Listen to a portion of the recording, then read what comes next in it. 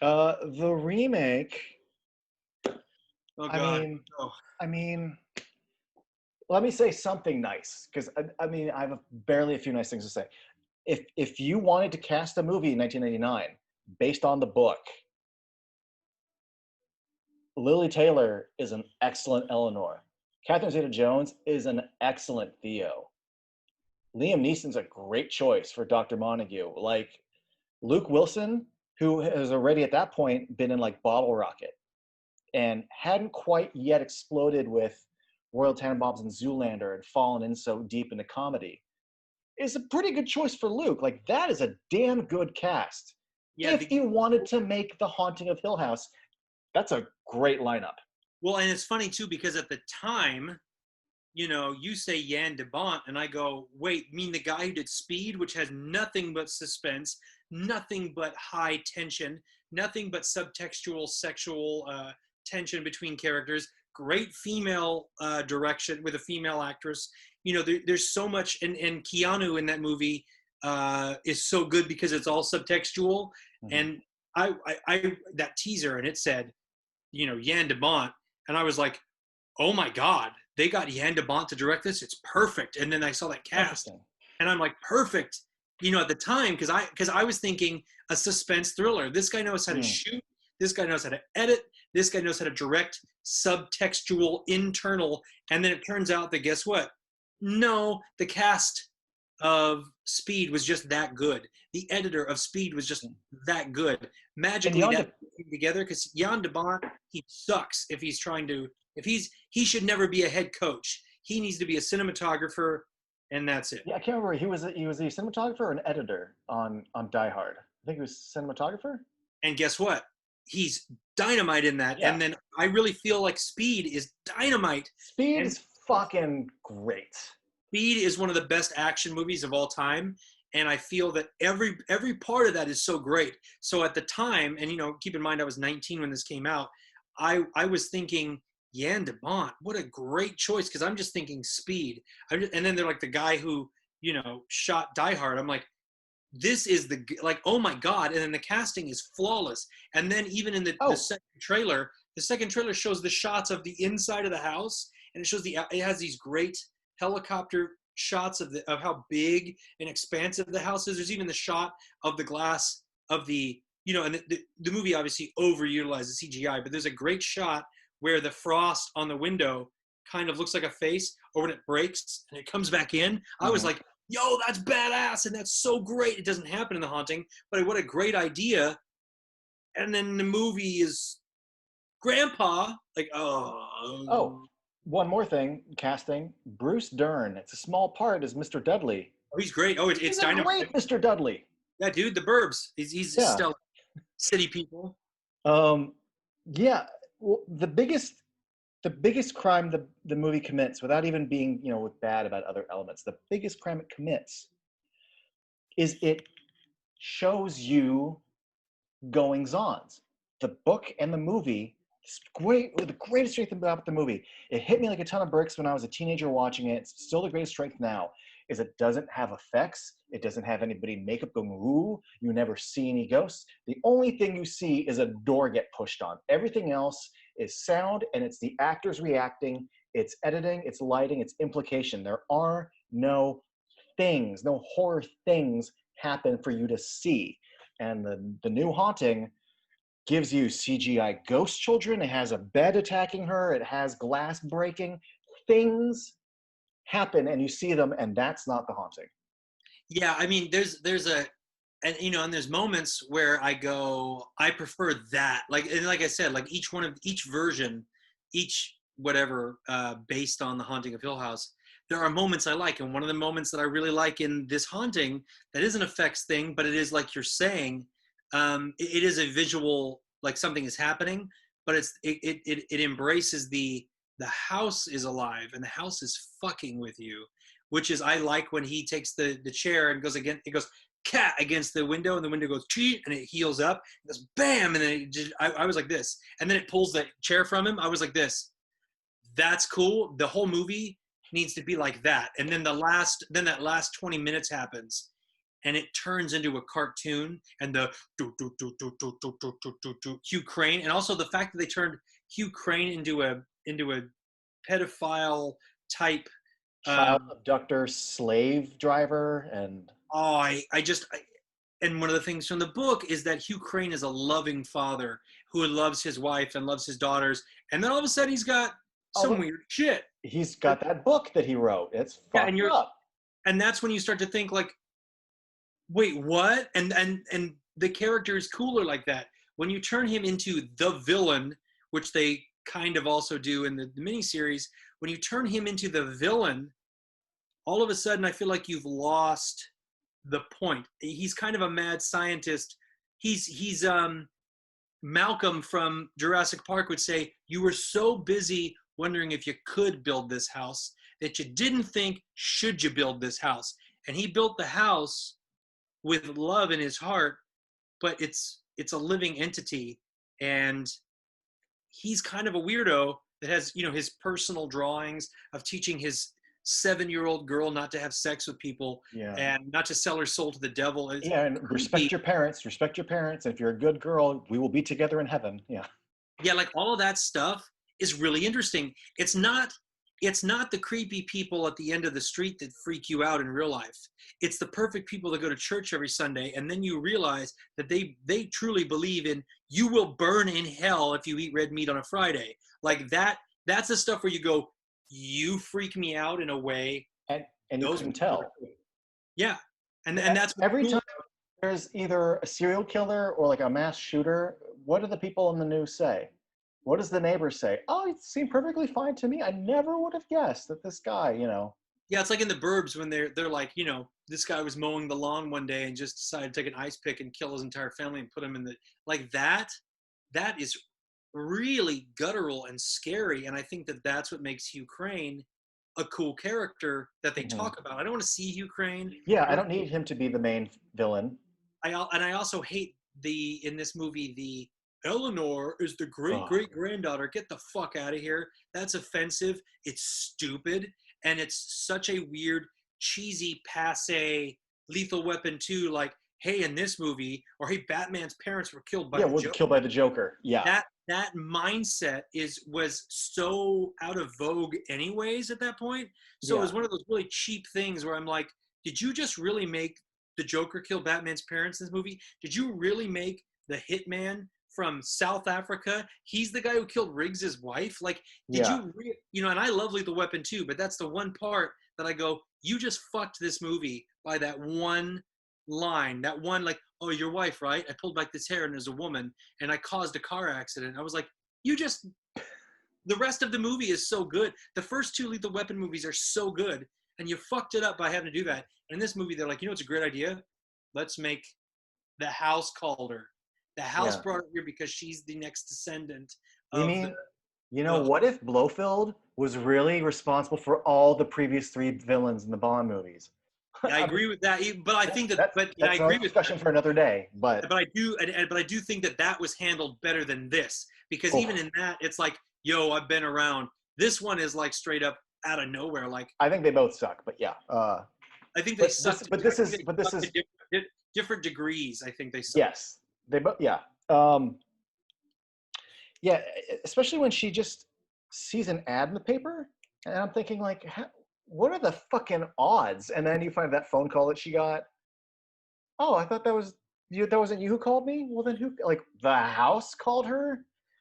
Ah, Yeah, it's giving me diarrhea thinking about it. yeah, I'm actually okay with the idea. I'm okay with the idea of the house calling her.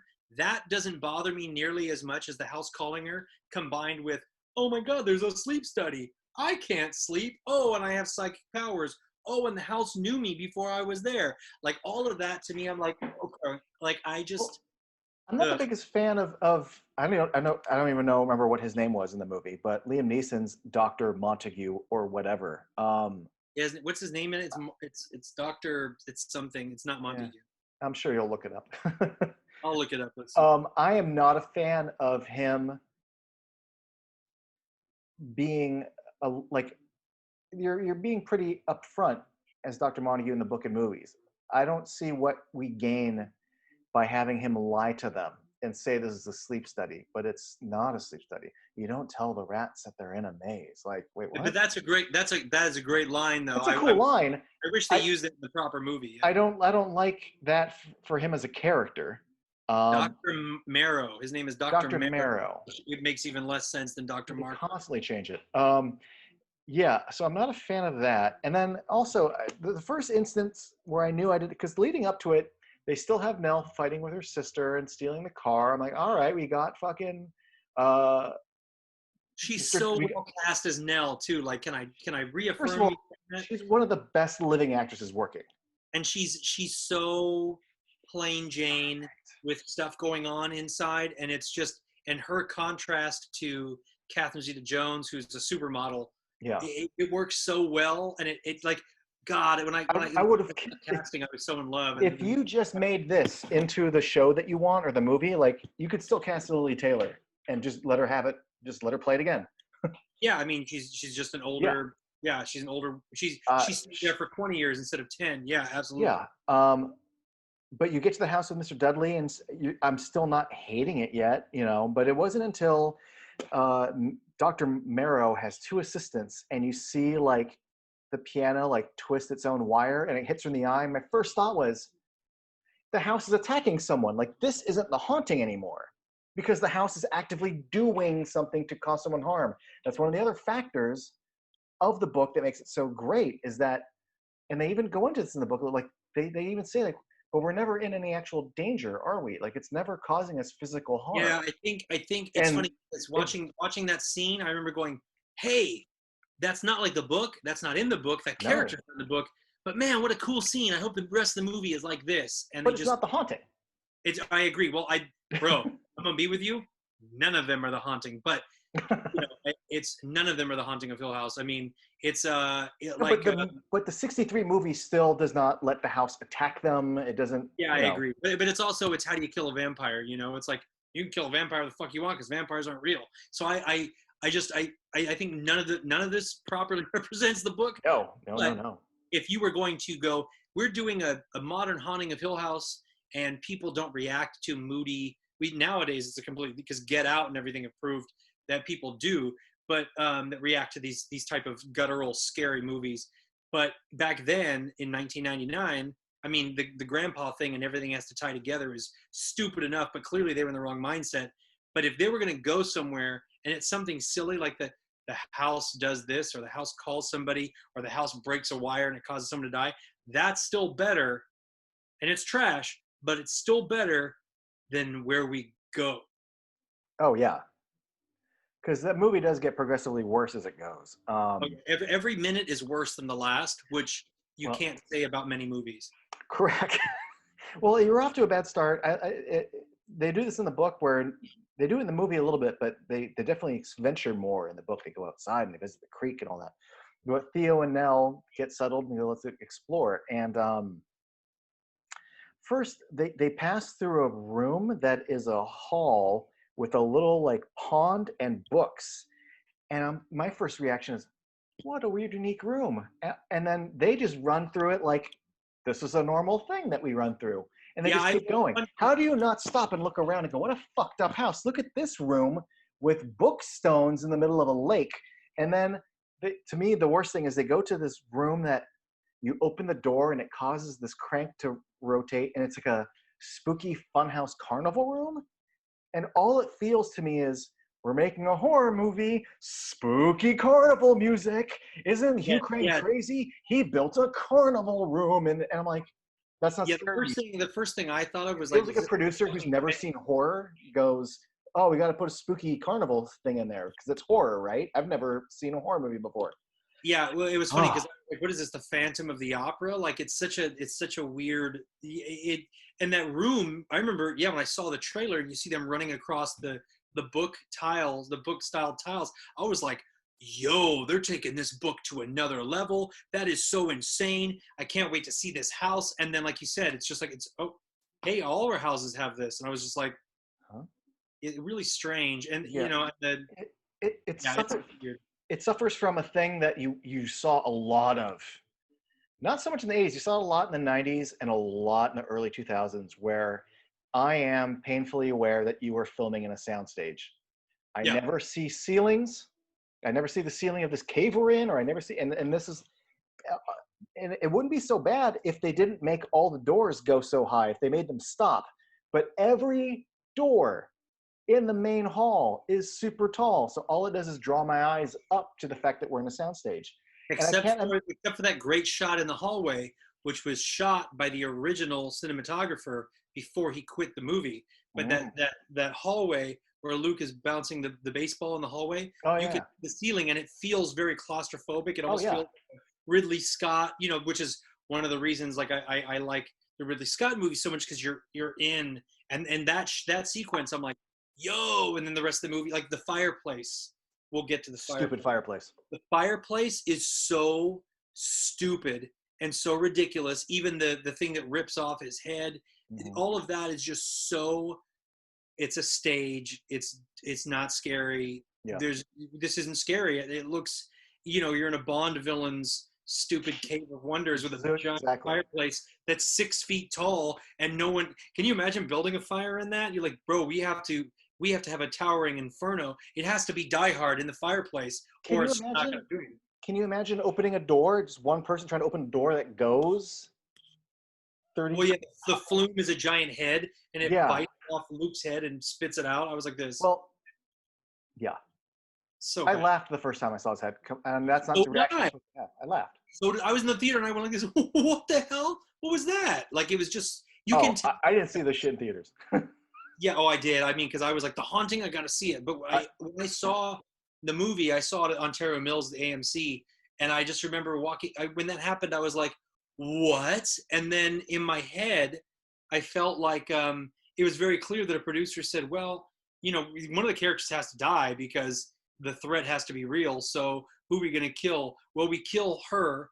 We can't kill her in the way in the book because that's boring. Well, let's kill Luke. He's pointless, and we've rewritten his character, so he has no reason to be there other than being someone that can die and say funny lines. He's no longer this character that's important. He's now just the shithead who says stupid shit, hits on Theo, and then we'll just kill him, and he's pointless, and it's stupid. despite how stupid a lot of it is, little things I appreciated that they had Mrs. Dudley doing in the night in the dark. In the dark. I like and they also kept the idea of them talking over her. Oh, I loved it. Well, I love when Nell, the way she delivers the Yes. in the night, in the dark. She delivers that exactly the way. Honestly, when I read it, I was in that part of the film. I laughed because it was exactly right. I was like, Yeah. "Oh my god!" Like, if I have this weird tendency when I see a movie that's done, to my liking, exactly right, I either giggle or I cry, which is really weird. Like, there'll be a movie where I'm just like, "Oh my god, this sequence is so perfect. It's just like the book," and my people will look at me like, "Are you fucking crazy?" But the reality is, oh, my dog just howled. But the truth is that, like, if it's done right, I will either laugh, and even when it's not intentional, I will either laugh or I'll cry. Like, dude, in Blade Runner 2049, I'm watching the movie and I'm like, oh my god, are you watching this? Are you watching this? To strangers, like, I'm like, bro, this is incredible, and it's because it was done. Well, at least to my sensibilities, exactly right. So when she did that, I was like, "Oh yes, it's just like the book." She's such a good Nell. And then, of She's course, a perfect Nell if you ever want to make the actual Haunting of Hill House. yeah, yeah. If once you and I are famous directors, and and we're directing movies, I'm going to remake the Haunting of Hill House. You have to come produce it to give me I was gonna say, notes. I could never direct it, but I would happily produce.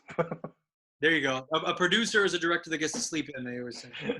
No, I'll just end by saying this. My biggest beef with this movie, number one with a bullet, is just the sheer size of it. It reeks of that late 90s Hollywood. It's big. We have to make it big. Let's throw a lot of money at it and build some big sets. When CGI, CGI, Jurassic Park was 93, and I mean, we had Terminator 2 and The Abyss before that, each year before that. But we reached the late 90s. We started getting that point where, like, well, let's use this new tool. So ghosts and things, and everything's needlessly big. Everything becomes a set piece. And then that was never one of the worst parts of this movie to me is when Nell's in the bed and, like, the house in her bedroom, like, the windows move and make fucking eyes. And I'm like, what is this fucking Monster House? Like, Monster House wasn't out yet, but like, I think about it. I rewatched the new one very recently, and it just felt like I love Monster House, but I don't want the haunting to be, the bedposts coming down and pinning her to the bed, and it was this close from like having the little wood things be the teeth and being like, hello Nell, like I am Hugh Crane. Yeah, And just the it fact was that the climax of the movie is them running from this big, the house is shaking. There's giant footsteps running along the ceiling. CGI things are breaking. Everything's blowing out wind, all this gack. It felt like The Mummy, except The Mummy is supposed to be that. The Mummy works for that. The Haunting isn't a big $100 million Universal CGI set piece spectacular. And this is just, it's the wrong vibe for what this story was. yeah, I Big feel late 90s Hollywood spectacle smorgasbord. Do yeah. not Well, like it. because I remember when I was watching it in theaters and that started happening, I was like, wow, they took that moment where Nell kind of faints and the house is shaking and the windows are. They took that And she and like just were like, sinks. you know, yeah. They instead of making it scary, they were like, let's just make it crazier. So you're like you're riding the haunted mansion at Disney World, and there's footsteps and shit's breaking, and I remember just going, okay, this shit's gone too far. I think if they don't get out of the house right now, I can tell this movie is not only going to be not good, but they're about to piss me off. And then guess what happened? Then they piss us off. Crane shows up. Then the movie just fucks itself. Like it's like, okay, we know we've crossed the line. Fuck you. Yep. We're doing what we want. And then Hugh Crane is this big stupid cartoon character that's like, rah, rah, rah, rah. It looks like Jim Carrey, doing his rah, rah, rah. It's like it's just there and it's like um when did he But you know turn what into, he is structurally? Hugh Crane is the Scorpion King. If this is The Mummy Returns. and you know what's funny is the Mummy Returns, the first Mummy is outstanding. The Mummy Returns is like, we don't know what to do, so we're gonna do crazy dumb shit, and we got CGI, and it looks like crap, but isn't that cool? It totally is, where he's just there, and he shows up, even in scenes like even if you were like, we are going to shoot, you know, a giant ghost of this guy, and he's going to be scary, and he's going to be wanting Nell, and he's not going to answer her questions. It's going to be spooky. Even if you pitch that to me, I wouldn't go, you know what, let's do? Let's make a cartoony, huge breathing ghosts sitting there just staring at her with big goober hands. Mm-hmm. And it's just going to be like, like she's talking to him like he's a toddler, but he designed this house that has gears and shit and secret rooms that play music and a moat in the middle of a And library. it's like 15, 20 feet tall, and she's still talking to him like. Yeah, I it's just, oh god, it's like, I wonder if I don't believe Catherine Zeta-Jones or Liam Neeson were aware what they were in. I feel like they were told this is the scene. They shot their reactions, and then they went to the movies and they were like this, oh my god, what did I do? You know what I can't help but wonder? Because Lily Taylor's eyeline is still up. I wonder if like they had a plan to have him be floating, but still be like 6 feet tall in the air, and they're like, oh, what if we make him really big? Yeah, maybe him coming down the staircase or something. I don't know, but all I know is that and then when she gets pulled into the doors, and magically out of nowhere, there is no setup for this. Those are the doors to hell, and those are the doors to heaven. There's an inscription that we saw earlier. And that's proper setup to, you get the evil ghost to that door. If you stand him close enough, then he'll be judged. I can't. And now he goes to hell. And then also, he passes, and then I guess she gets hit. She hits the door. They drop her down, and then all the little ghost children thank her. And I thought, like, oh, okay, she saved the kids' souls, and she sent Hugh Crane to hell. And then she just dies, and I'm like, oh, I thought, why is she dying? She dying like of a broken heart, Padme style? Because I don't understand why she dies right now. And then she's an upper half ghost, and they like, I can't imagine them going, so this is what we're shooting. These ghost children that are CGI are going to pull you. You're not going to look like them because you're going to really be you. And then they're all cartoony, and they're going to pull you, and it's going to be you in the same outfit you're in, but your lower half is going to be like faded out CGI, so you'll look like a ghost from the chest down. And I remember watching it. Just the grandpa thing Oh, was the point where I was like, oh my god, do I walk out? Because I've been in here for an hour and a half and I want to walk out. And then when that happens, I was just like, are we done yet? Like, what does yeah. this have to do with the Haunting of Hill House? It Why? doesn't. It's so bad. And just the fact that you see so many, like especially the ghost children. I remember it's not just them in the bed when they're forming ghost children out of her sheets, but at one point she's just walking down the hall and they just appear behind a curtain. They're just talking to her, and I'm like, I remember seeing this in Casper, but like, Exactly. It's but Casper. Casper was, yeah, it's a kids And movie, but this is, I'm supposed to take this seriously and I can't.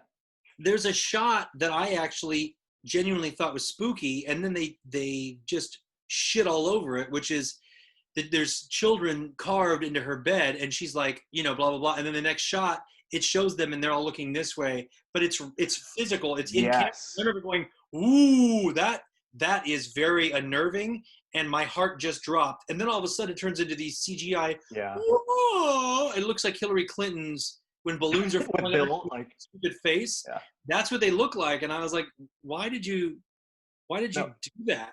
that's a good edit between the two, and again, The Haunting, everything is achieved originally through just lighting and editing and acting, and that's one of the few moments that's not an effect, and it's probably the best moment in the movie. Yeah, that movie is Whereas, just the CGI eagle statue and the CGI Hugh Crane grabbing Liam Neeson, and her oh hitting my the god, eagle that statue with a deserves stick. a little bit of conversation. The stupid ass hand in the thing that goes, and to me, I'm like, you guys could, and then also he just comes up and then he walks in the room and goes, yeah, shit's fake. It was just so, you could tell we need like John Peters work on this movie. We need an action beat. We need an action beat. Oh, he's walking, and then let's say the statue grabs him, and then it tries to drown him, and then it pulls him out, and the next shot he's got wet hair, so it looks like you. So can we add this sequence? And you're like, oh, like was Jan de Bont, was Jan de Bont a Schumacher that was trapped in, we need to sell toys, we need an action beat, do it.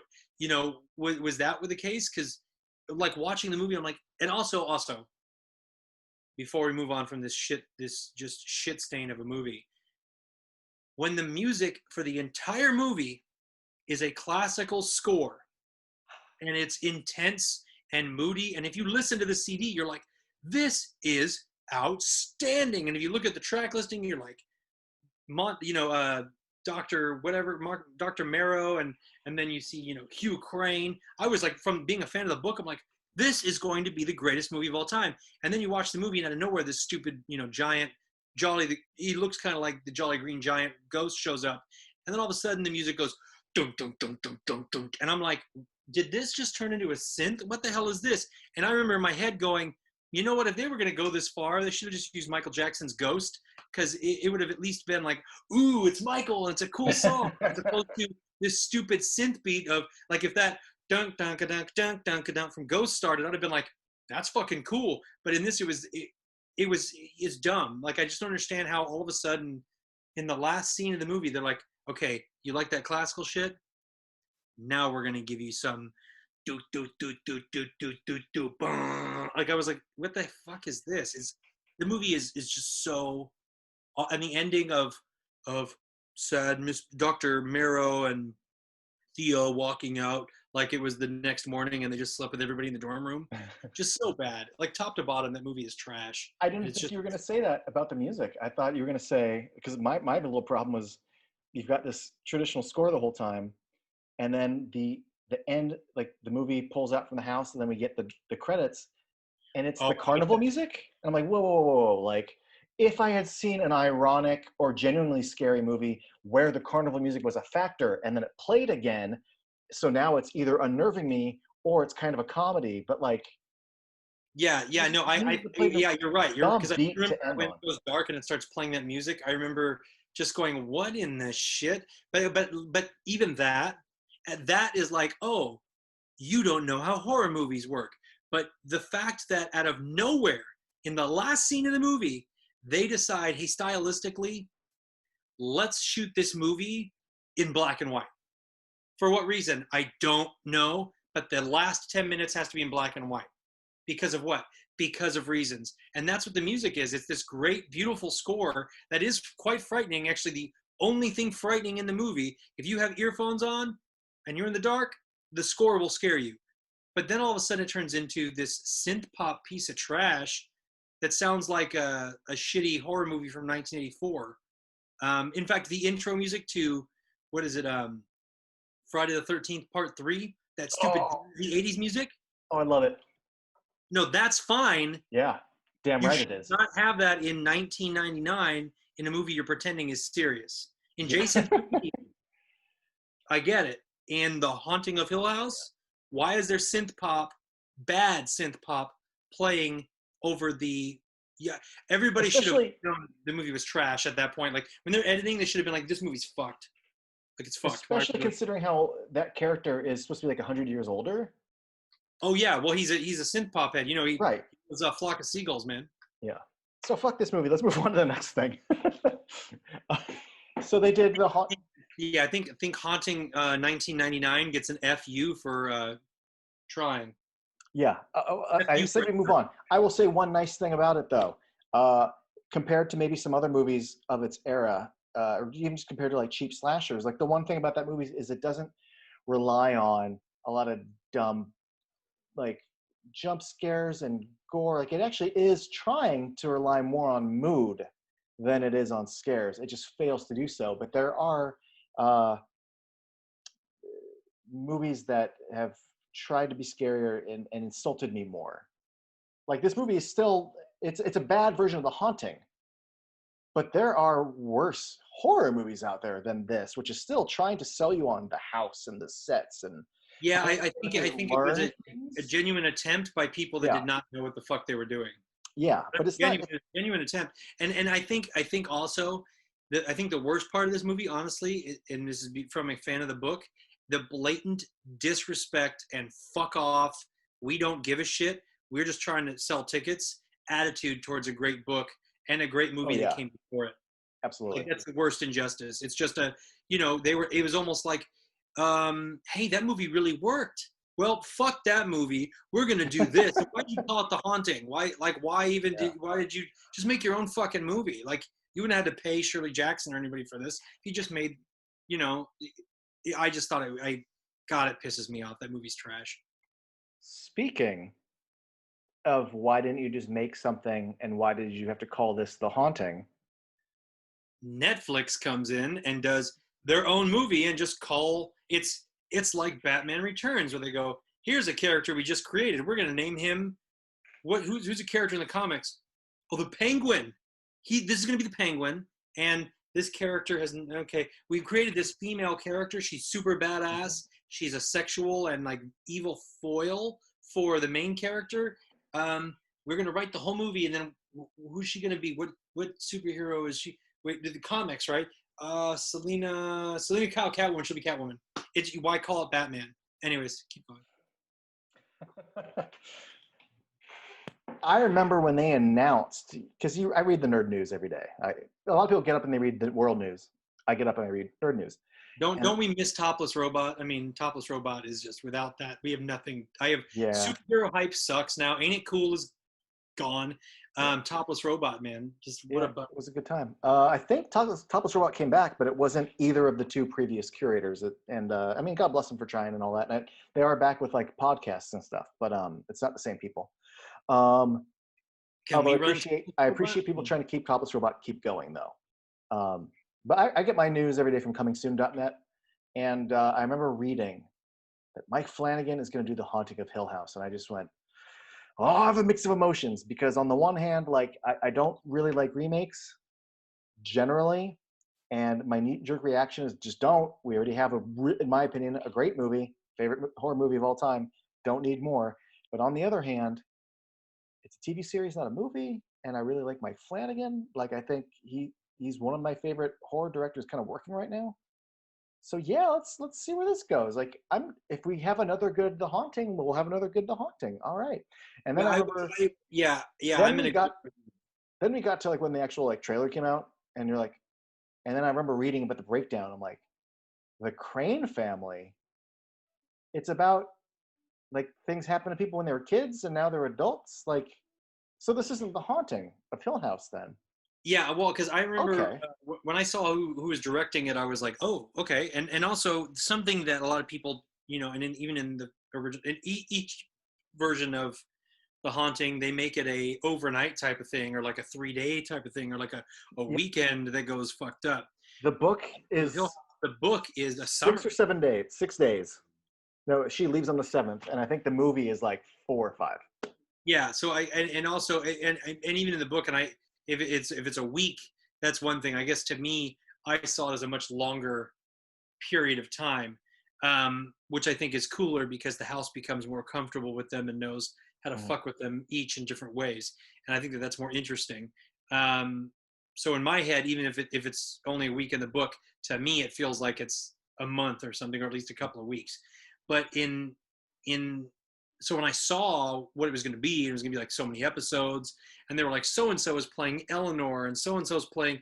I was like, oh shit, we're going to get a mini series Yeah. where we're going to get each night, or something like And we that. spend like a half an hour with just Nell driving and stopping and driving and stopping and driving and eating and You having actual character development might be interesting in a live action version of this. Like the first episode, I assumed was going to be that, and then all of a sudden, it's none of that. And when I read the breakdown, I remember the same response, the same reaction. I was like, and I just like that they were also calling it The Haunting of Hill House. The right. promo pictures of it looked right. It You was. called it the correct title for the first time because the other two movies don't, and it's not the thing that it's called. Yeah, and it also lends itself to that long-term problem that I've always said with DC live action movies, that you sow the seed of the Joker killed Batman's parents. Now, moving forward, everybody goes, when does I thought the Joker killed Batman's parents? And for The Haunting of Hill House to not be about The Haunting of Hill House, it's a new thing. The most egregious, I think, offense of this version of it I'm going to get to.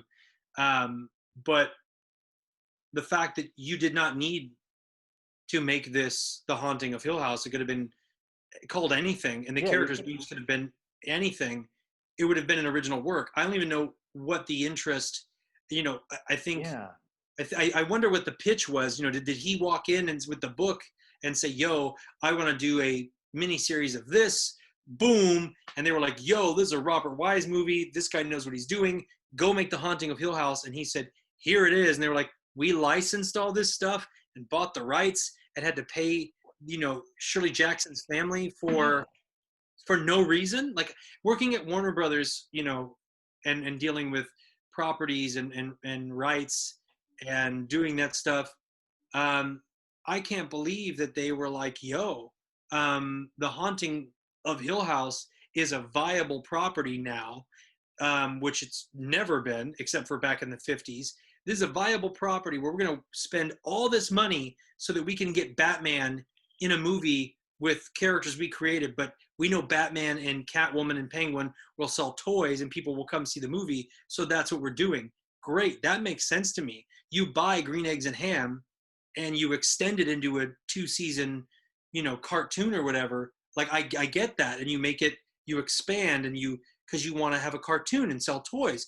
But then when you do The Haunting of Hill House, it's not a hot property. You're not like, yo, I just bought Spider-Man and we're going to do our own version of Spider-Man because people will come see any Spider-Man movie.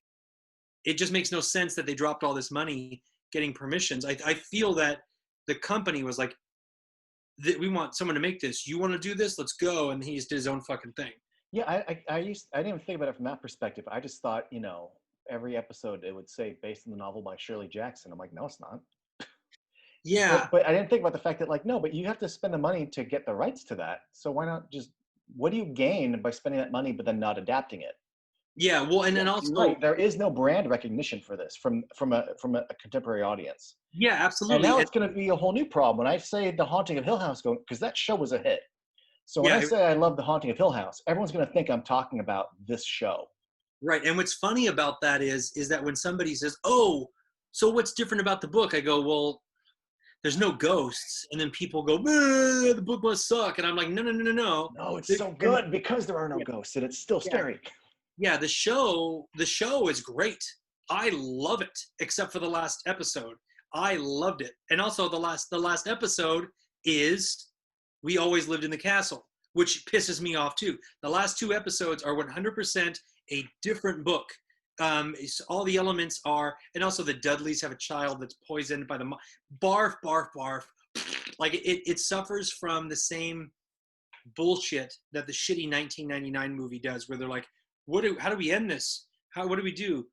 Okay, so the mom killed somebody that we don't build up before now, and we're going to take the ending of this book, and the Dudleys are the parents that are mad about the kid dying. And so then and it was just the first, chunk of episodes are frightening and great. And then that last episode is just cheap, cheesy, trash. I hate it. I'll say this because I've talked some trash about how it's not based on The Haunting of Hill House, but don't let you think that I didn't like the show. I'm with you. I like this show a lot. I liked the show quite a bit. I thought it was great. I thought it was outstanding. I think it would be neat if you changed the title and changed the characters' names, because by keeping that title and having them still be called Luke and Theo and Nell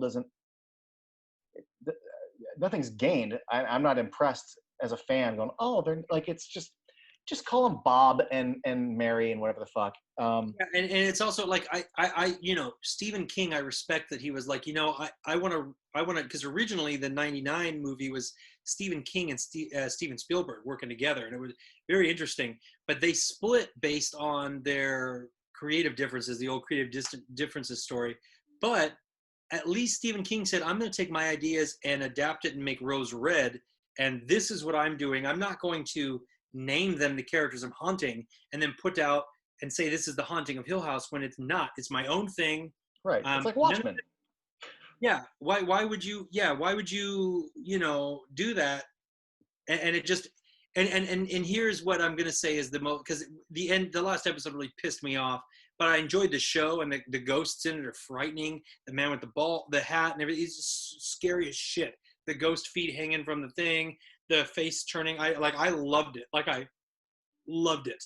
I loved the flapper ghost and how each shot she changed in between being beautiful and being gross. Mm-hmm. All of that completely works for me. I love it. I love the sense of dread and the depression. I love the Luke character in it. I love that they're not afraid to kill people. I love that the Nell character, it's frightening and spooky about how that works. She's clearly not Nell. Here's the most egregious part of it to me.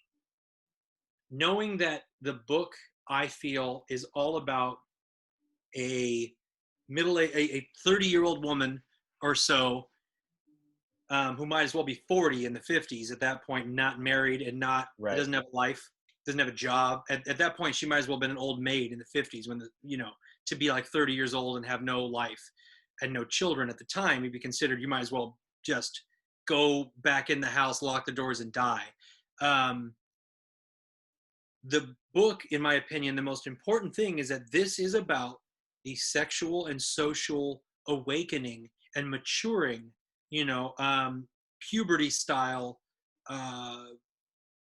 progression of this woman. This is the tale of this woman and her blossoming towards the wrong thing, and it destroys her because she's ignorant and has never lived. She doesn't know right and wrong. She doesn't know if she's gay or straight. She doesn't know up and down. That's so important, right? Well, here's what they do.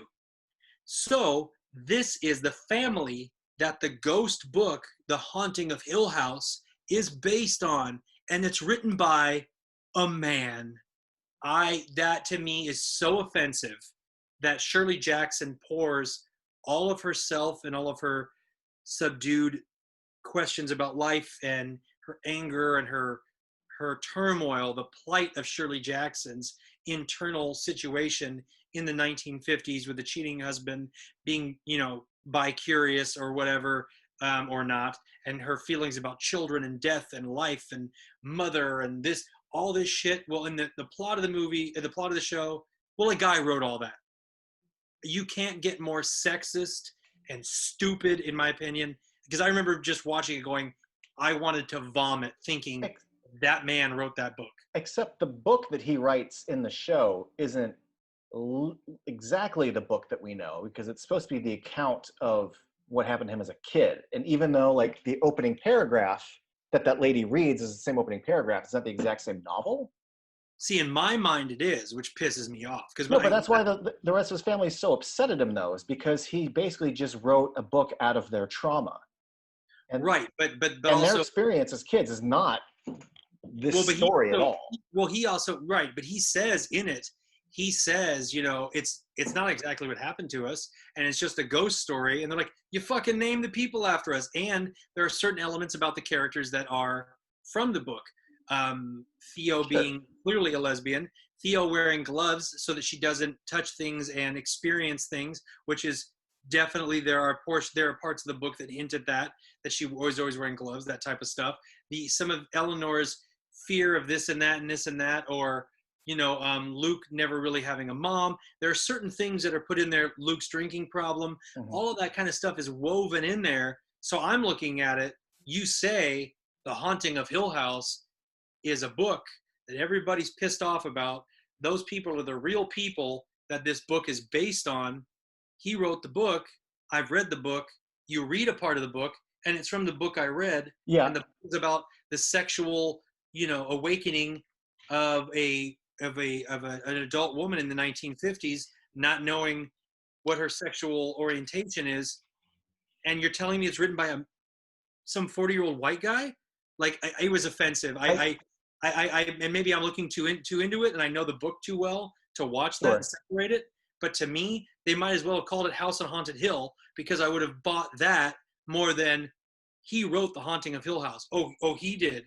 He wrote the movie of this young woman's plight in the 1950s. See, I get why you're upset.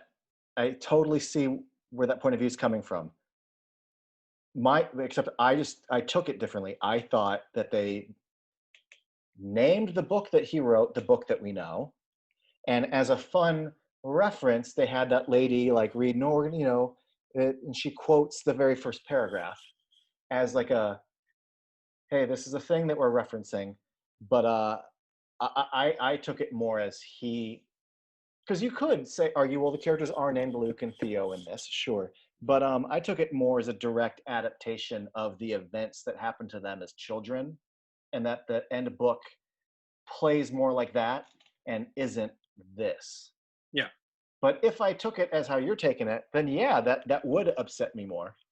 Yeah, because if anything, my attachment to the book is how important and wonderful these characters are, and the fact that I truly believe that everything that goes on with Hill House and Eleanor, everything that goes on with Eleanor and her mother, everything that goes on with Eleanor and the doctor, and with Theodora and with Luke and with everybody, even the Dudleys, everything that goes on is the little girl in the diner.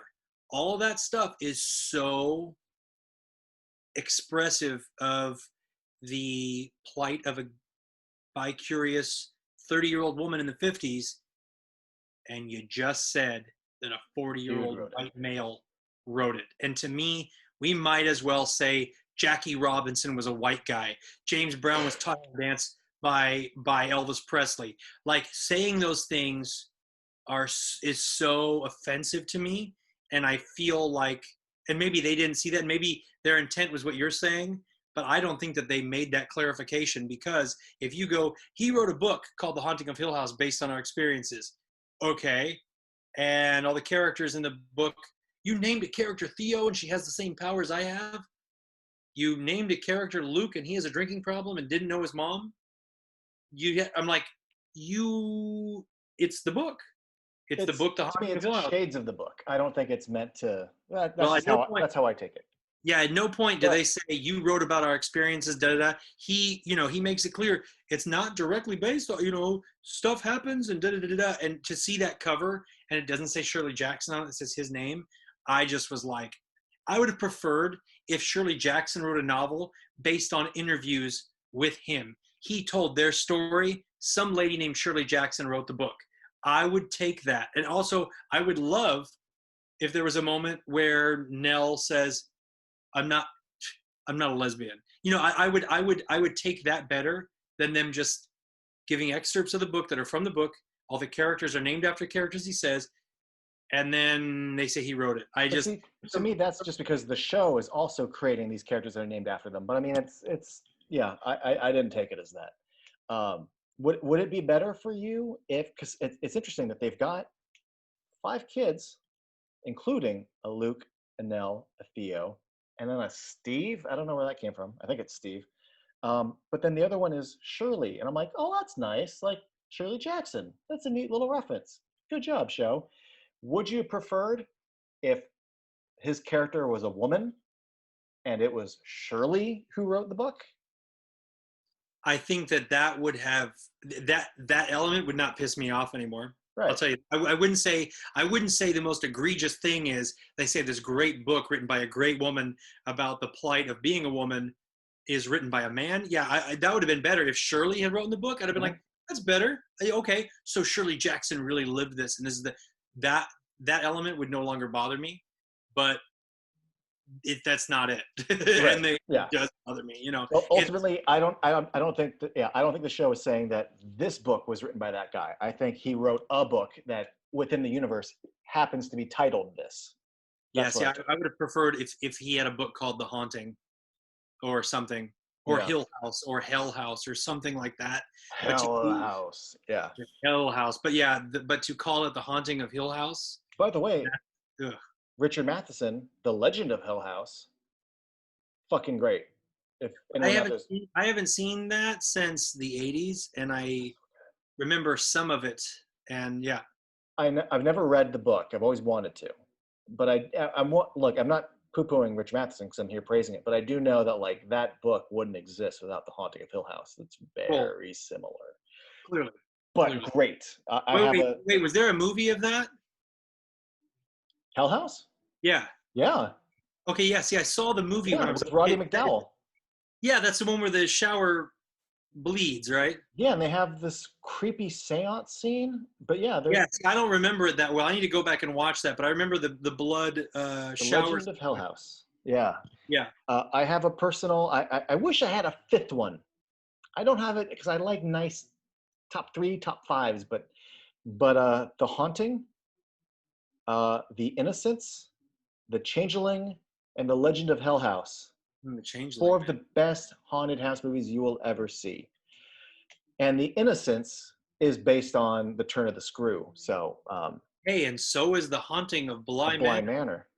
And yeah, I'm curious about Bly Manor because also, like, for my money, The Innocents is a great adaptation. That, by the way, that book has been adapted into like 10 or 15 different movies, including last year they did The Turning. Right. And well, it's almost like it's like at the level of Psycho. It's funny because you Psycho, it's based on a true story. Friday the 13th, it's based on a true story. Texas Chainsaw Massacre, based on a true story. And then you find out those 3 movies that couldn't be more different from each other than they are all based on the same true story. They're all loosely adapted. I mean, very loosely adapted from the story of Ed Gein, but yeah. Yeah. But yeah, no, let me say some nice things about this show. I mean, it at its core, much like the Haunting and The Hauntings, it is a character first story. Granted, one's more driven by Nell, but I like how Mike Flanagan operates. I like that he doesn't really make cheap horror movies, not budget-wise, but cheap scares, cheap attempts at telling a 2-dimensional story. In fact, this show reminded me a lot of Oculus. I don't know if you've ever seen Oculus. Yeah. But it's the terror of something that happened to them as kids and them confronting it as adults. And I, in a weird way, it was nice to see Mike Flanagan kind of revisit that idea. Yeah. Because, that's not really present in Hush or Ouija Origin of Evil or Gerald's Game. Actually, it is kind of present in Dr. Sleep, which I wasn't really thrilled with, but like, it's a very... I'm quite impressed with that.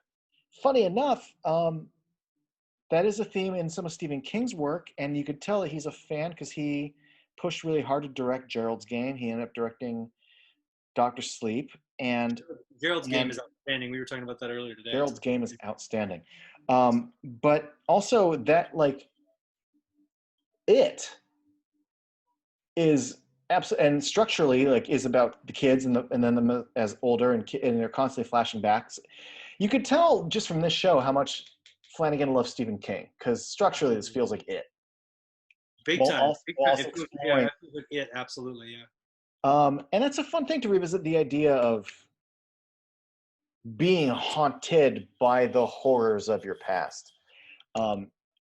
In this case, the one thing I found kind of weird, I'm okay with it, but it's funny that it's called The Haunting of Hill House, but they're constantly, as adults, being haunted while they're not in Hill House. They're like at home, and they're at their Well, it's job. funny, yeah, because I remember when I was watching, and I go, I'm like, how is this The Haunting of Hill House? They're not in Hill House. Well, yeah, whatever. well, I remember thinking, like, are we ever going to be in Hill House? And then I'm like, oh, we're in Hill House, flipping, and that's okay, cool. And then I get it. When they were kids, it's The Haunting of Hill House, and it's yeah. And then, if you want to read poetically into the words, like The Haunting of Hill House, haunting them as adults. Yeah. Cool. I'll let my nitpicking go. But yeah, there's a lot to as far as he came up with basically his own new story, and there's a lot of interpersonal relationships and baggage and lies that all come through it. I was very aware that I'm watching a melodrama, but a good melodrama.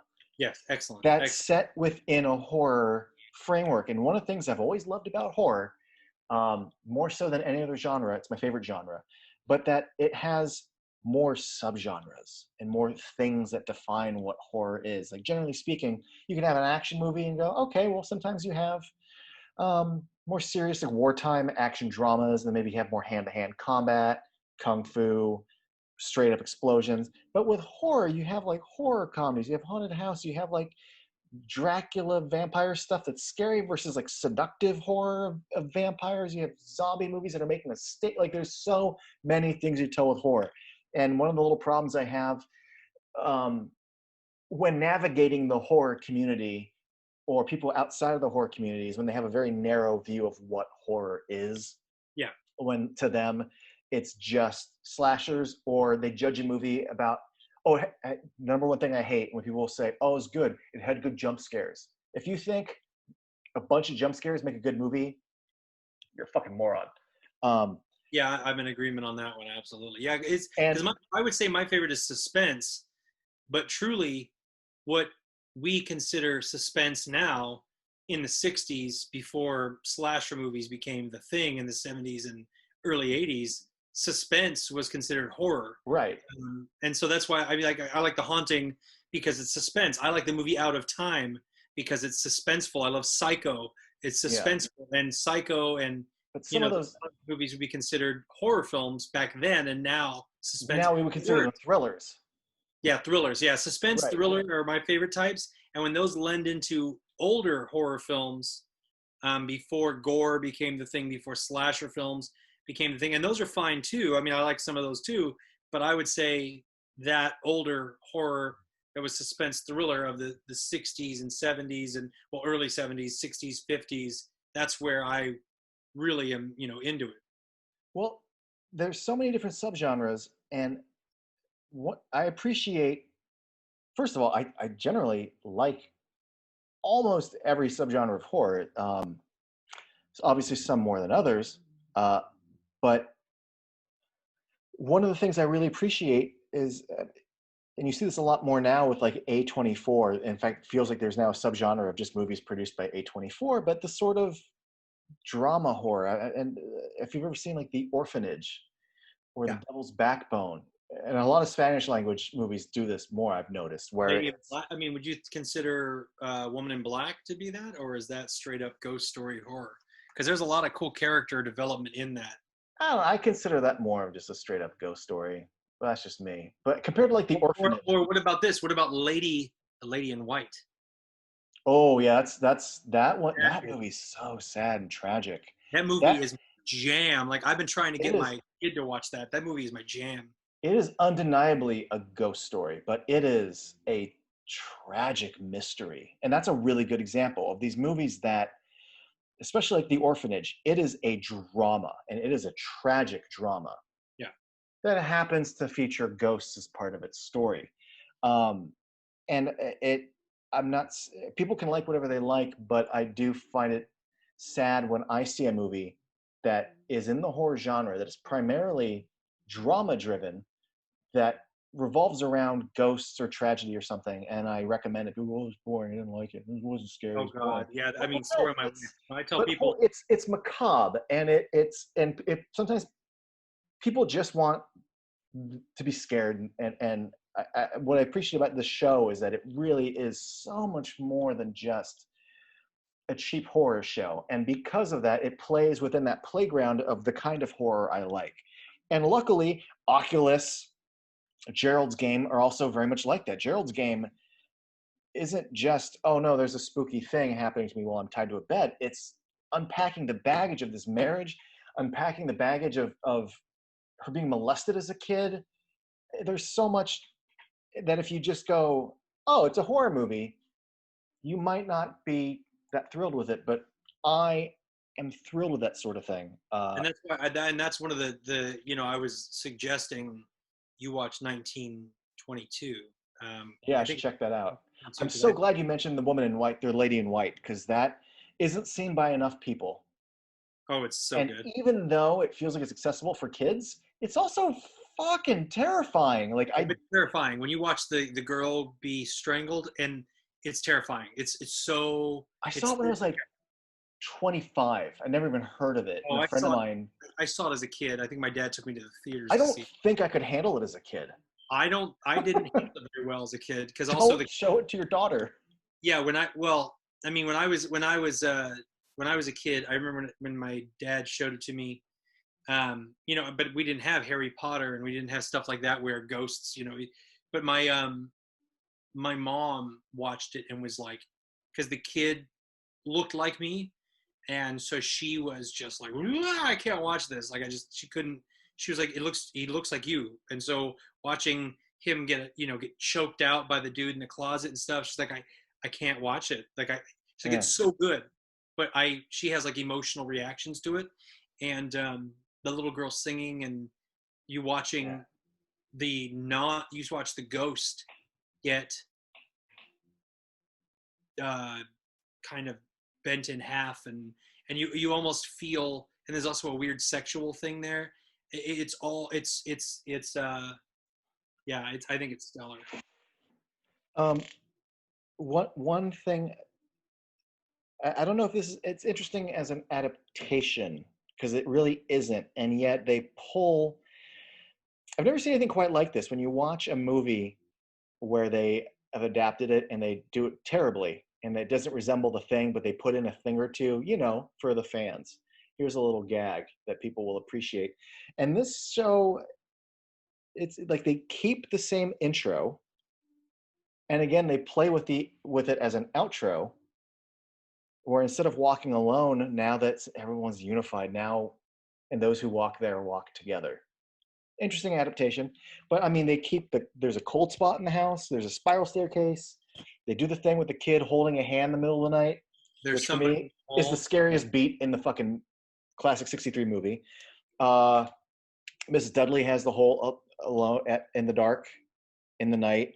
Mm-hmm. uh Theo is way more psychic and a blatant lesbian. Nell mentions in the books how like there's those little things where she's like, I'm this, I'm that, this is who I am, and she's like, oh, I do this, I collect buttons, I do that, and Nell really like they beef up Nell collecting the buttons. Um, they recontextualize Cup of Stars. They change, help Eleanor come home to like come home Eleanor, welcome home Eleanor. All these beats, I mean, you could tell that he does care about and like the book. And it's interesting He to just see didn't how he particularly used, want to make it. Yeah. right, but to not actually make it, but to recontextualize the whole journey, lovers meet and journey's end. Yeah. Journey's End Um, with me. Yeah. yeah, I haven't done the research to see an interview with him, but I would love to see if there's someone out there who's talked to him about what, because he wrote a lot of the show and then directed all the show. And he directed the fuck out of it. Do you remember that episode? Because I love long takes. It's Oh just yeah. like Oh, it's my yeah. cinephile boner jam. And when we're going the stormy night, and we're just with these kids and going up the stairs, and the camera passes from downstairs to upstairs, and it's whipping around. Oh Jesus, it was great. He directed the shit out of this. I'd just be curious about what he was thinking when by what he adapted and pulled, because so much of it is his own characters that he's created with their own relationships and their own interpersonal thing. So why bother naming them Theo and Luke and Yeah, I just want to know why. Um, you know, and but like you're saying, I agree with you on everything on this. I think that the show is stellar. It's beautiful. It's frightening. It's emotionally deep. The characters are extremely interesting and three-dimensional and fucked mhm. up, and they lie, and then we catch them in lies, and Oh it's yeah, all believable. It's not driven by a producer going, you know, it'd be cool right here, as if this happened. You know, it's frightening and it's suspenseful and and it's there's a really lot of little question marks that are all paid off later. yeah. It's just the last episodes is Yeah. dreadful. I think it's awful. It falls into horror movie trope, and then it just has jack shit to do with the haunting of Hill House. Like it has nothing to do with it. My beef with the last episode was that I think I have essentially two specific beefs with it. One was just that they set up even from the first episode when I think it's is Mike or Steve, whatever the oldest son is, and his dad comes in. He's like, we're gonna go right now, and also I'm gonna carry you. Don't open your eyes. And we know that like that night something bad happened, and the whole show is constantly referring to like the events of that night and what you did and what really happened with mom. And when we finally get to it in the last episode, I thought there'd be more to what happened that night. They build that up so much, and the family's so upset at the dad, and it's she poisoned the neighbor kid with the tea, and then I grabbed the kids and I ran, and I went that's what happened that night. Yeah, that's yeah. And I then was later she killed herself, and he came and touched her body and got bloody. Like I just 9 episodes of hyping that. I expected more. Certainly something more scary, but emotionally what Carla Gugino has to play and go through leading up to that night and the events of that night, like she's doing all the work. She's got something to sink her teeth into. I don't know about you. It's something that happened for me where I was aware of Carla Gugino as a young lad. I first saw her in Son-in-Law, and ever since then she's been an actress who I like, and she's pretty, and yay. But something's happened with the opportunities she's been given in the last 5-10 years. She has risen in my estimation to such a fucking great actress. yeah. She's not just the hot girlfriend or the Yeah, next she is door. off Yeah. the charts, stellar. Throw all the awards at her in Gerald's Game. Well, same thing. I can't imagine as an actor even preparing that kind of work, Yeah. let Well, alone I would say the same doing the work. for. I mean, not with as many projects, but Elliot from ET, who plays the dad, like, Oh, yeah. holy crap, he's outstanding in this. Yeah.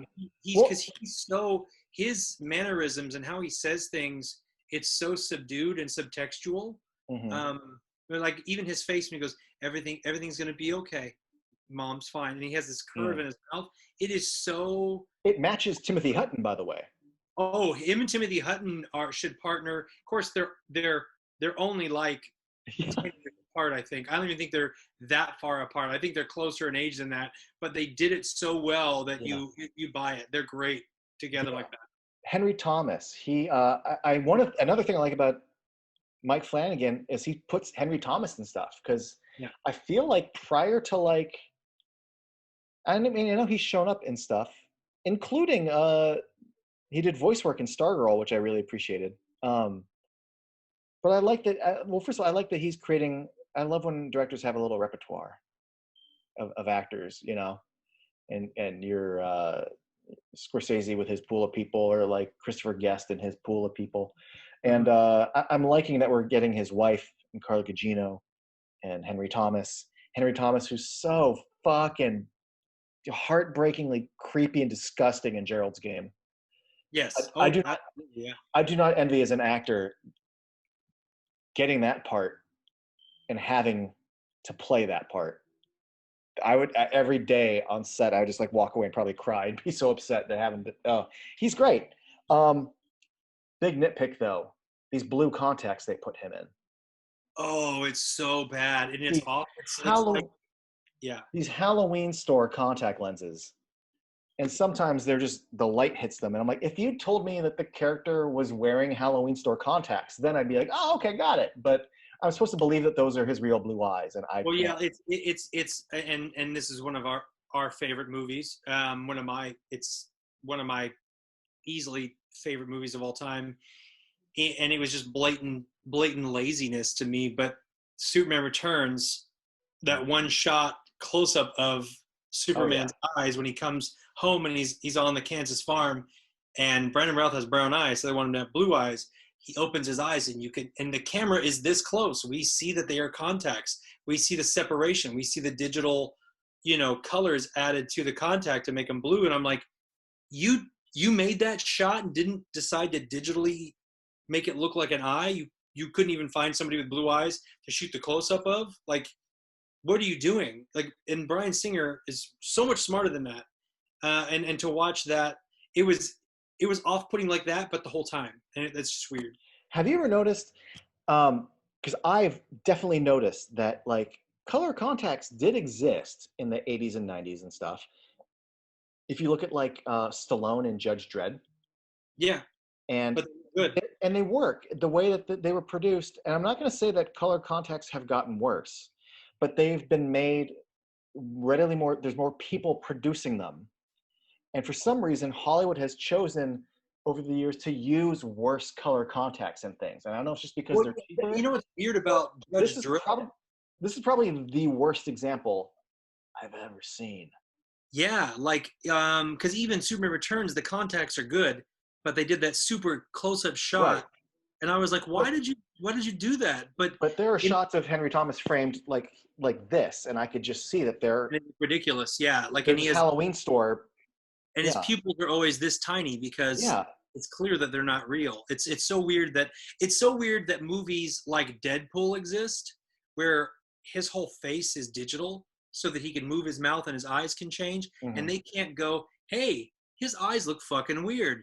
Let's just in in the computer, we're gonna alter the coloration of this scene. Let's just clean up his eyes a little bit, maybe darken them a little bit so it doesn't look so off-putting. And Right. instead, they're like, looks That looks legit. good. Looks Yeah, it's good. good. It's good enough. Yeah. And also in Gerald's Game, with how he uses lighting and how low budget that was, how they had to use digital effects to make the room dark, the huge body of the psycho in the room, how they had to make it dark and look like this but really be this.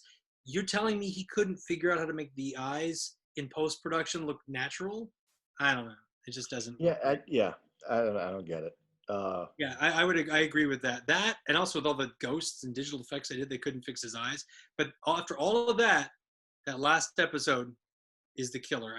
That's my Yeah. Okay. So my two beefs with it. One, it didn't succeed in giving me a satisfying what happened that last night. And then two, look, as someone who actually appreciates drama horror, it for me it dipped a little too much into like warm, happy resolutions and feelings, and I'm like, exactly I am 100%. not scared Yep. at all though in this last episode. You actually you took the fear that I had of the slope of Carla Gugino losing and being consumed by the house, because she essentially is the Nell of this.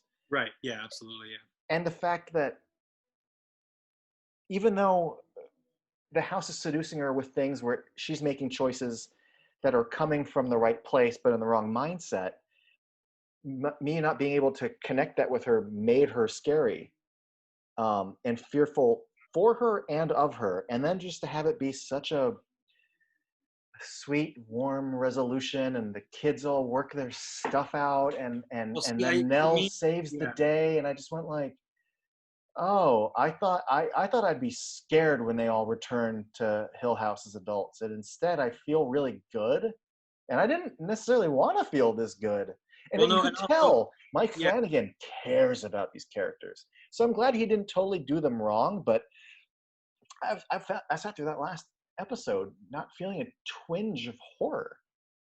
Well, see, it's funny because like the end of Haunting of Hill House, the book, I think is tragic, but the only way to end it. I mean, that's how you have Oh, to end it. Like, and so to me, for them to go to actually face the house and to go back to the house and it's mommy poisoned the neighbor's kid, and then the ghosts are all happy now, and we're gonna be happy, and here we yeah. are, we figured our shit out, and the house is still there. My sister what fucking hung herself, but we're here and and it's happy times and we figured our shit out. It doesn't work for me. In fact, they might as well had Nell yell "grandma" at a cartoon ghost because that's how cheesy it was. I was like, this doesn't work. This doesn't match the rest of the show. Right.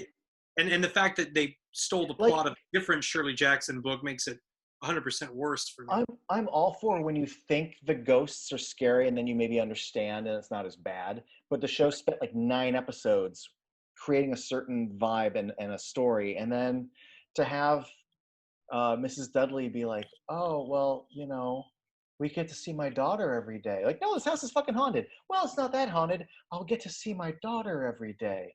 Well, then great. And then she gets to grow up and like they let her die in the house. So like, it's just so happy here. We can die in the house and be together. Really It's kind of negated the Well, previous nine but episodes. we have forgotten.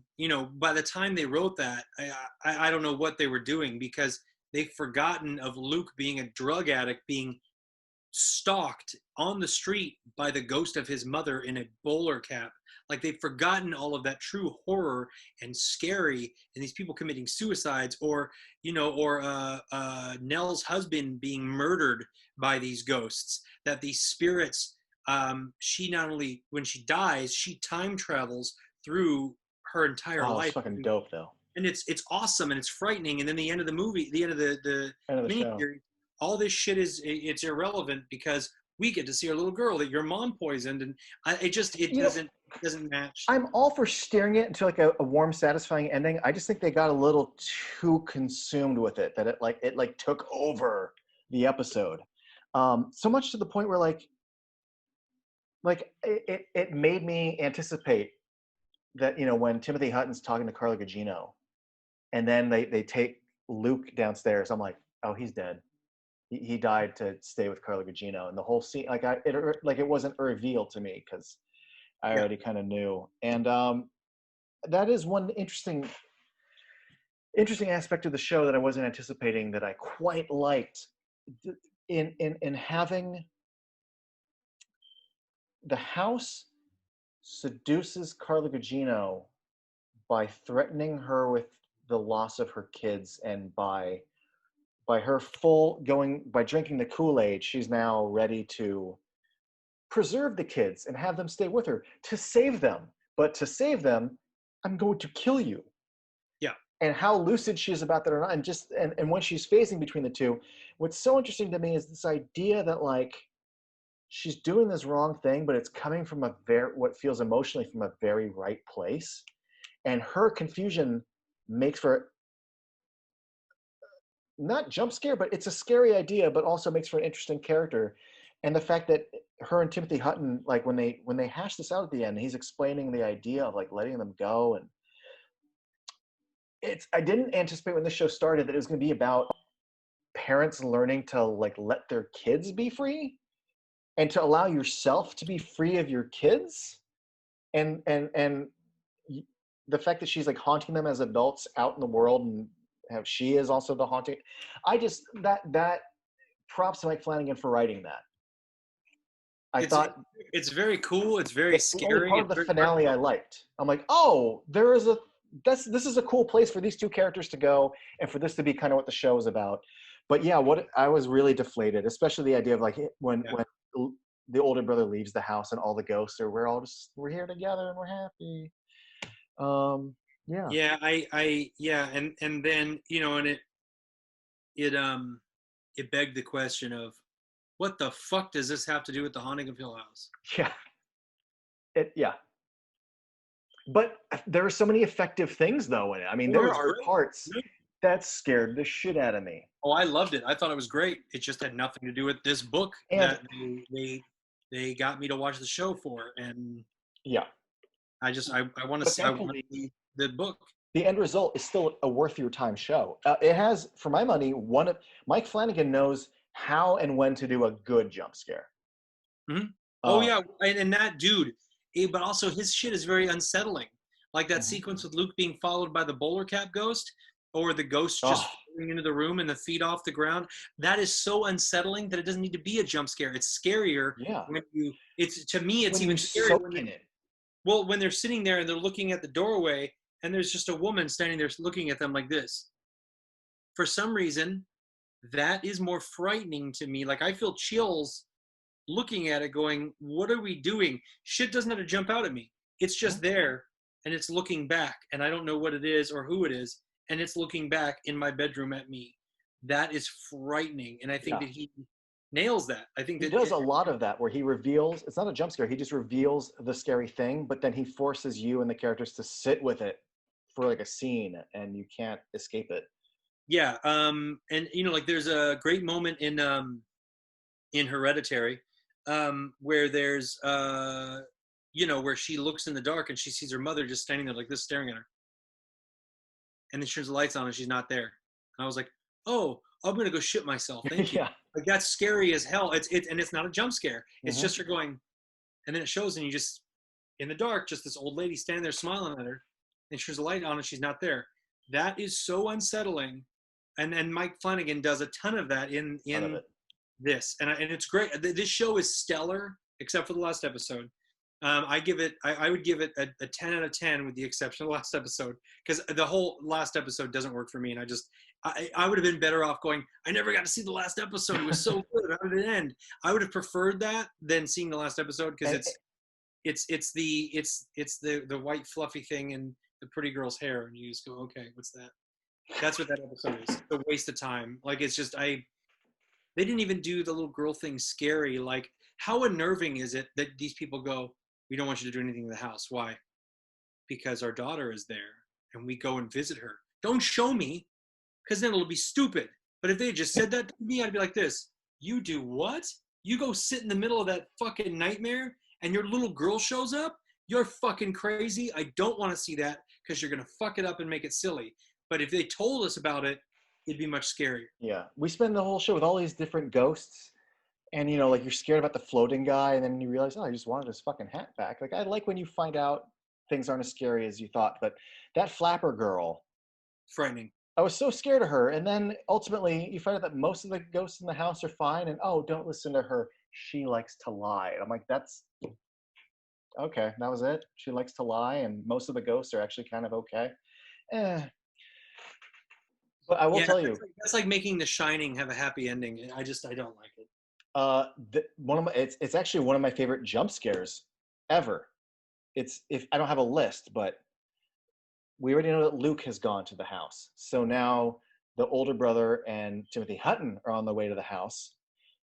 They tell the sisters to stay, and of course Theo and fucking Shirley drive to the house. So we spend, dad and the older brother are hashing shit out and they're getting into it.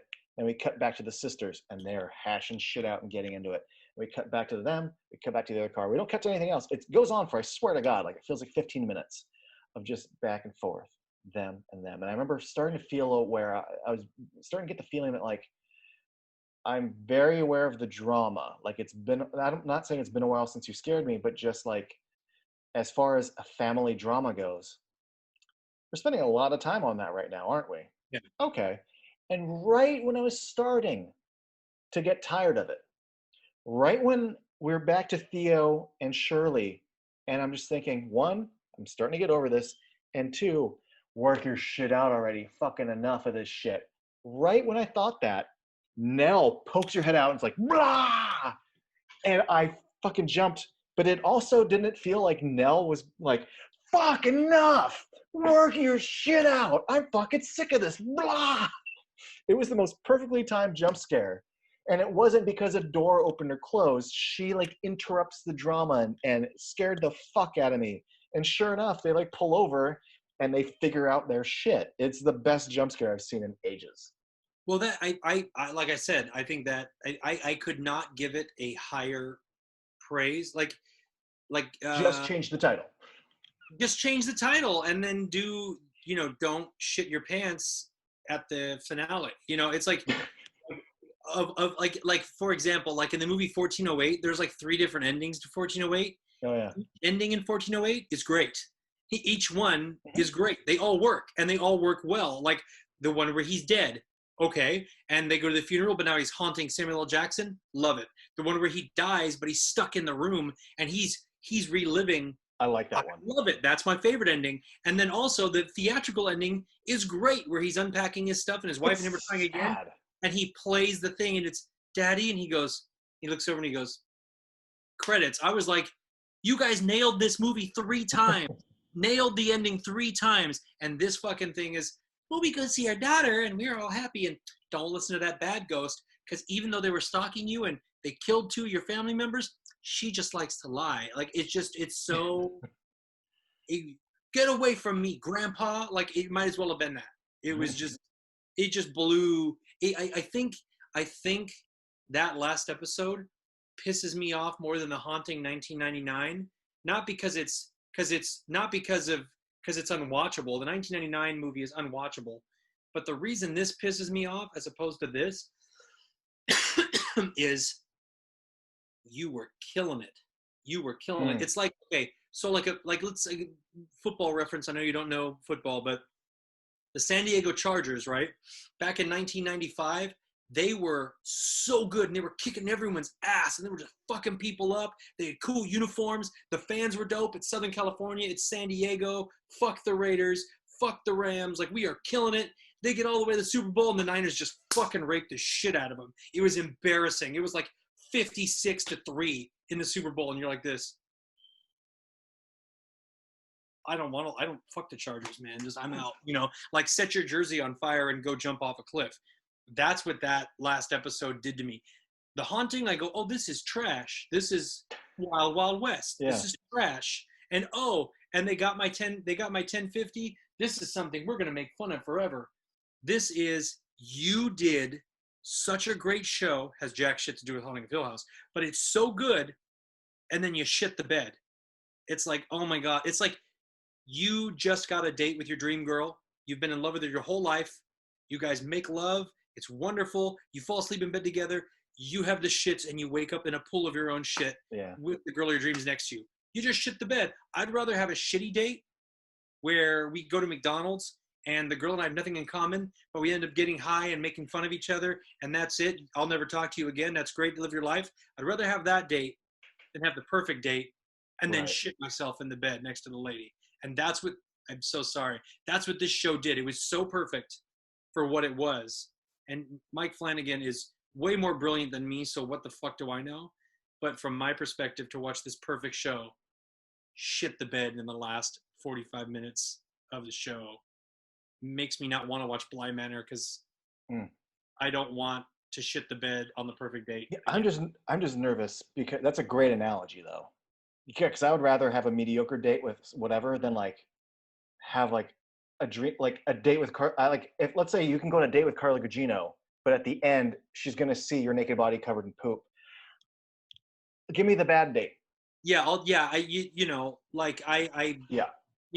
mean, it's no secret that, and I, this will embarrass her and she'll get pissed off, but my wife, I've had a crush on for 20 years, and I've been, obsessed with her for 20 years. When we went on our first couple of dates, we had one really, our second date, I think, was really the one that was just the perfect date for me and for her. And it's what led us to being together, to eventually getting married. Everything that we're doing is based on this second date. It was the second date is what made our relationship. I can't imagine if we spent the night together, if I woke up the next morning in pools of my own liquid shit in the bed. It would have, I don't know how I would have gotten past that. And I feel like that's what this show did. Like it was perfect. It was so good. Everything was so good. It wasn't what I wanted, but it was something great. Mm-hmm. And then to just blow makes me think, you know what? You know what? Do shitty Catherine Zeta-Jones movies. I don't care. Just don't call great things that you're going to blow at the end. It felt like reading, it felt like watching a Stephen King movie from the 90s. It's just you're going to blow it. Why are you even going to do it? Blow it. Yeah. And that is the way we end it.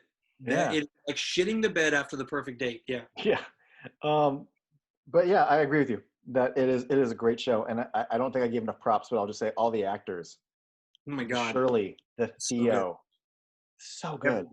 And it's funny because Oh, the guy that I'm offended writes the book is my favorite character, and I think that he's totally relatable, especially in our age range. That I just relate with that guy. I think he's stellar. yeah, he was great too. And also, you want to talk about a good fan callback? Russ fucking Tamblyn playing a guy named Dr. Montague. Like, Yeah, okay, if you're trying to pander to me, like, I will take that kind of pandering. yes, yeah, I thought that was really great. I mean, A very questionable, shitty doctor, by the way. oh yeah, absolutely. Recommends you go back to Hill House?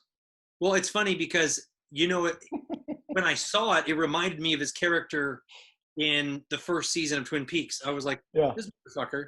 He's Yeah. he. I was like, do they live in Washington? Because he sounds like the guy he plays in Twin Peaks. So I thought that was really great. And he's named Dr. Montague. I remember just going, oh, that's interesting. Oh wait, yeah, we're still not, fuck off. We're still not doing it. Yeah, it was a good little. That's a good throw me a bone moment. I was nervous about the show because I remember I'm watching it, 2 years after it came out, essentially, and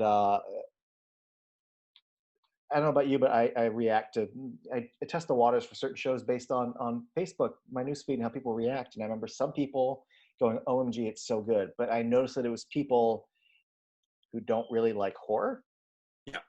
And I watch it now, I'm like, oh well, it's so melodrama, and it's never truly like terrifying and jump scary. That it's very accessible for people who don't like horror because they don't like gore. This is a very good show for non-horror fans to watch. At the same time, I know people who didn't like it. They thought it was slow. They thought it was boring, and I'm like, oh no, I had no idea what to expect with this show because people who I didn't trust liked it, and people who I know like horror thought it was slow and boring. But it's also people I know who tend to like very overt slashery type stuff. We like Saw 3 the best. Right. Exactly. Like that kind of thing. So this hit me in a really good spot. And the fact that so many people I know are saying Bly Manor isn't as scary and as slow and boring, I'm like, oh, that means I'm going to like it. Yeah, I mean, yeah, because I'm probably going to like it a lot. yeah, my Bly Manor problem is that I'm just afraid that I'm going to be, and and admittedly I'm not a super fan of turn of the screw and all that stuff like I am with The Haunting of Hill House or Shirley Jackson, but But it's a good book. I'm just afraid that I'm going to get super invested, and they'll have a perfect movie and then a perfect miniseries, and in the end I'm going to be like, that's the answer again. I mean, Well, fool me once, shame on me. Fool me twice. I will say this, because even though that is a reasonable fear to have, if you look at his track record of other stuff, he's no dummy. So I'm definitely gonna watch this next show. Yeah, I'm sure I'll watch it. My Joe and I are into suspense, scary thrillers. Like we're both Hitchcock people. During the pandemic, we've rewatched The Twilight Zone. In in order, and she started watching The Outer Limits. We've been doing that, so it's kind of what we're into. So I'm sure I'm gonna watch it, and I hope I love it. I hope it's stellar. But yeah. So we'll Yeah, see. I'm curious. I'm definitely curious. So I'm assuming that Look, to to to to get to the promise, are you would secure that your favorite version of The Haunting of Hill House is the Robert Wise film? I think I didn't think I thought I'd be saying this, but I think I like the book more as my number one version. I am actually incredibly surprised by that. So that's interesting. I thought that you would stick with the Robert Wise film. I thought I was too, about halfway through the book.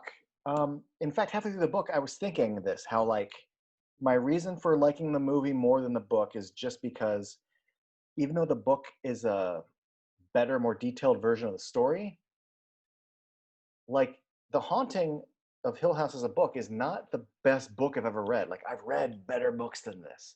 Right. But The Haunting of Hill House, the movie, I have not seen anything better. So within its pond, it is the biggest fish of this pond. The book is not the biggest fish of its pond. Right. And yet, Okay. Yeah. as I kept reading, especially how different the third act is and how much more they get into Nell on that final night, you know, and like Dance With Me, Hugh Crane, which she does in the movie earlier as a joke, whereas in the fucking book, she's off her fucking rocker and she is running around the house and spitting and dancing with Hugh Crane and avoiding everyone looking for her. I mean, honestly, I really, really, really thought I would put the movie highest, but I got so much more out of the book.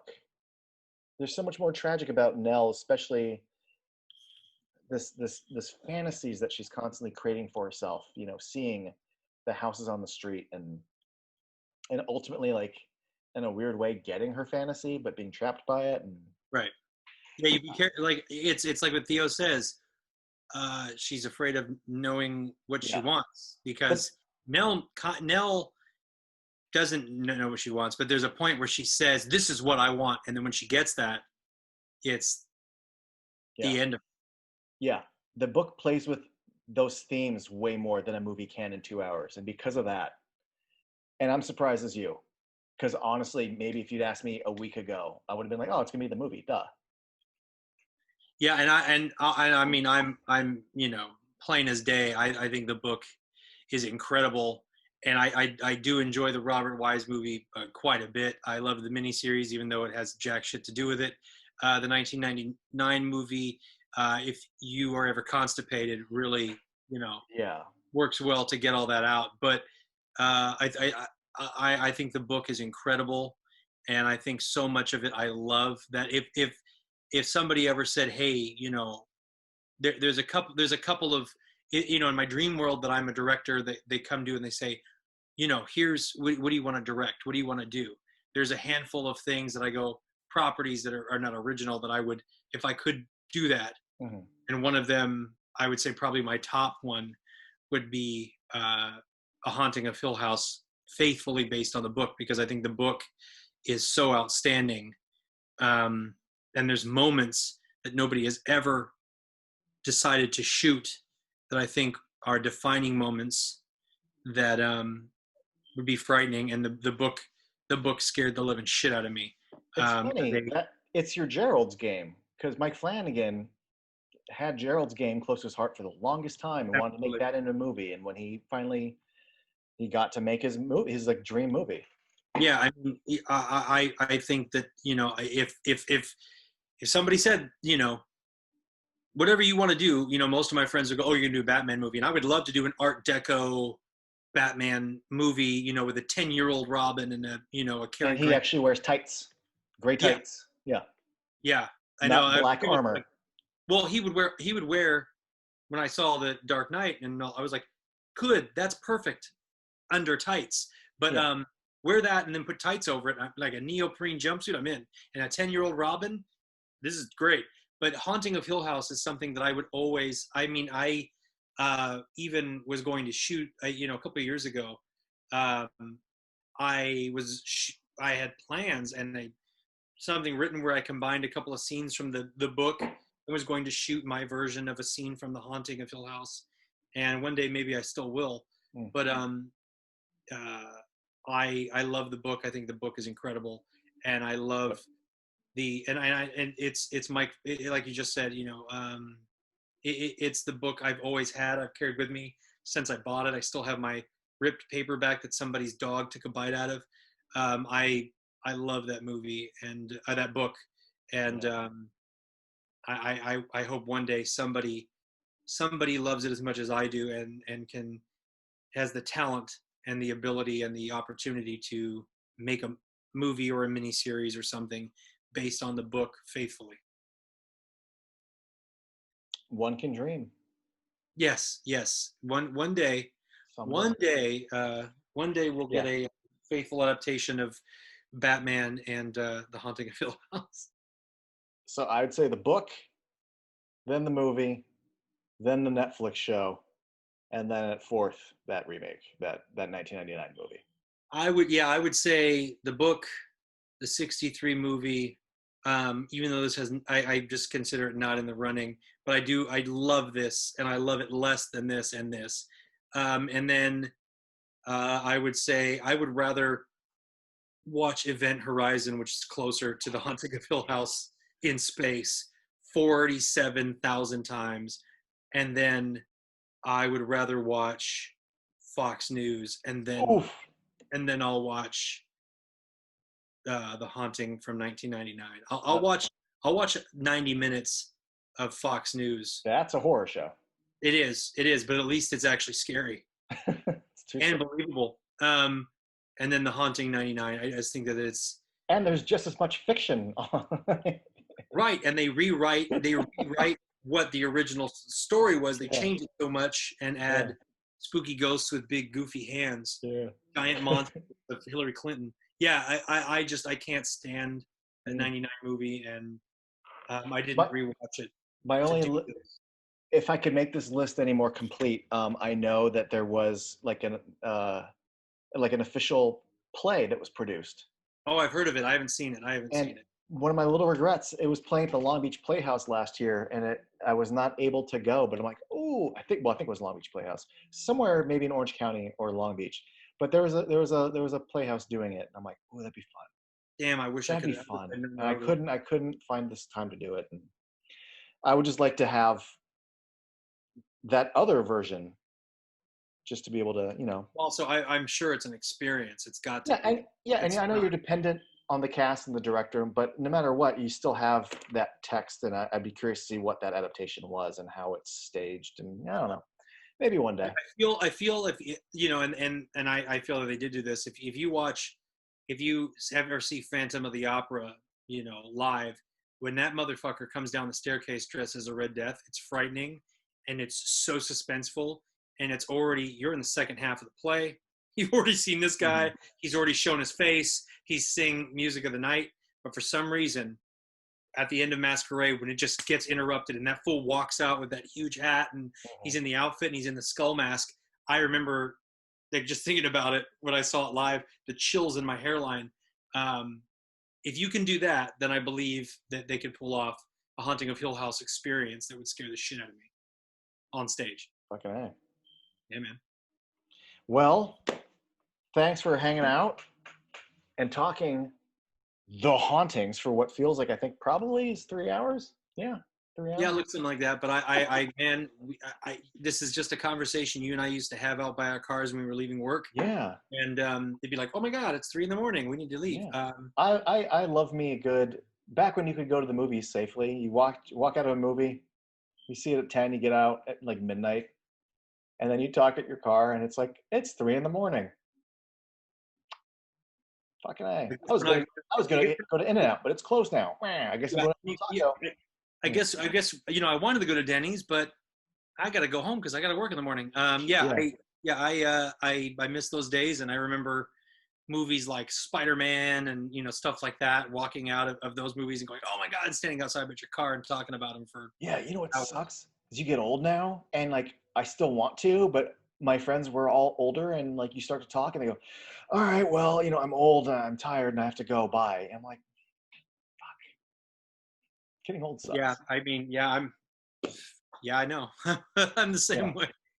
So this is great because we haven't talked in a long while. We need to do Daniel Craig soon for Bond, but yeah, absolutely. And then we also have to rank them. We were going to rank them. No, so we'll do that at some point.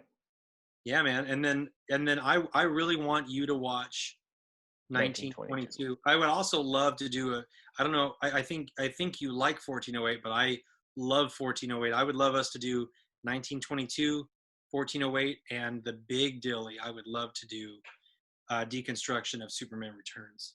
Oh yeah, that's the big nut right there. That's the king of all. Everybody tells me how bad it is, and I watch it and I go, where is it so bad? Because I don't see the where. I don't see the this is so bad. And that was the, as you know, that film was essentially the death of the DC universe that existed at that point. That was Superman Returns was the death of the Christopher Nolan Batman films.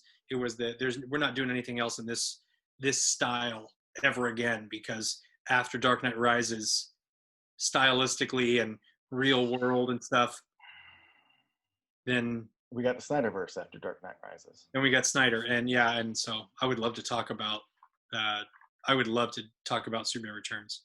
Yeah, let's do that at some point for sure.